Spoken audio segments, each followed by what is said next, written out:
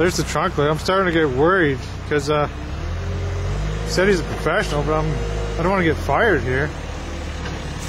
I'm sure he can fix it. What?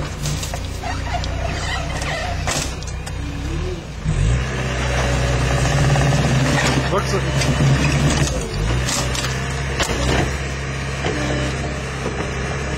I don't know if that...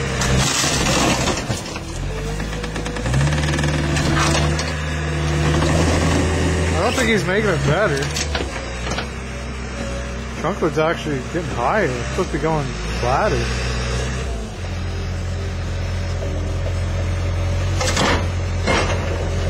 I never saw somebody use a skid steer for body work before. He's supposed to be a professional.